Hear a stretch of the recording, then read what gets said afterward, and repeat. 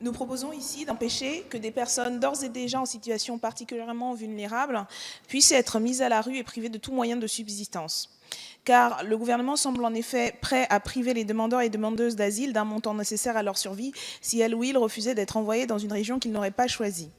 Les conditions matérielles d'accueil normalement allouées aux demandeurs et demandeuses sont indispensables pour qu'elles puissent survivre dans des conditions dignes le temps de l'examen de leur demande et d'un éventuel recours. Il n'est donc absolument pas envisageable que ces aides de survie soient supprimées pour quelque raison que ce soit.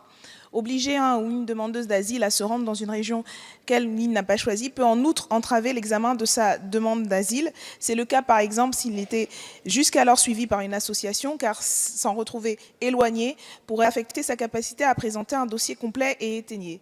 Nous rejoignons ainsi l'avis du défenseur des droits qui considère que ce dispositif conduirait à maltraiter les demandeurs et demandeuses d'asile en allant jusqu'à mettre leur vie en danger au prétexte de basses considérations budgétaires.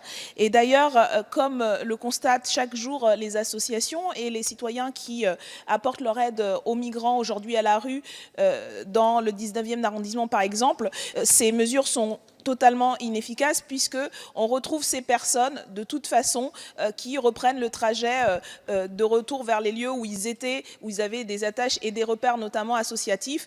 Donc en plus d'être injustes, en plus d'être indignes, elles sont à nouveau totalement inefficaces. Merci Madame la députée. Quel est l'avis de la commission ? Mais non, justement, ce texte n'était pas assez contraignant. C'est pour ça qu'il faut que ce soit contraignant. Ce n'est pas une sanction, c'est pour permettre une meilleure répartition sur le territoire et éviter un engorgement là où il y a une saturation absolue de l'hébergement des demandeurs d'asile. Donc, avis défavorable. Monsieur le ministre ?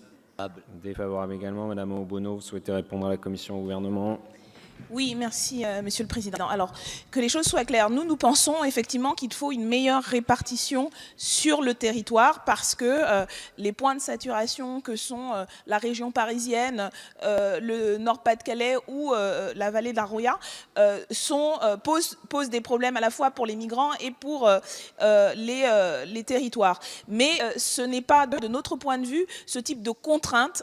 Ajouter des contraintes aux demandeurs et demandeuses d'asile ne va pas permettre de résoudre la situation. De notre point de vue, il faudrait, et c'est ce que nous proposons dans les propositions alternatives que nous avons faites, avoir plutôt des incitatifs en positif.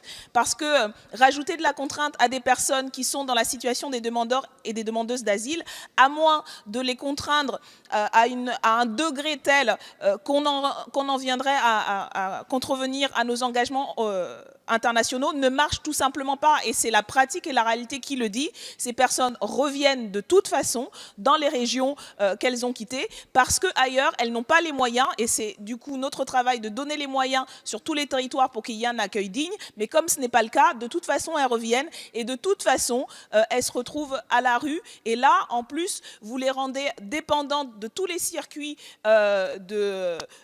souterrains, de toutes les formes de surexploitation, parce qu'en leur enlevant le peu d'argent qu'elles ont, elles vont se retrouver entraînées dans des moyens pour pouvoir survivre qui risquent d'être illégaux. Donc vous rajoutez de la vulnérabilité, vous rajoutez de la clandestinité et au final vous ne réglez absolument rien. C'est pour ça que nous demandons la suppression de cet alinéa.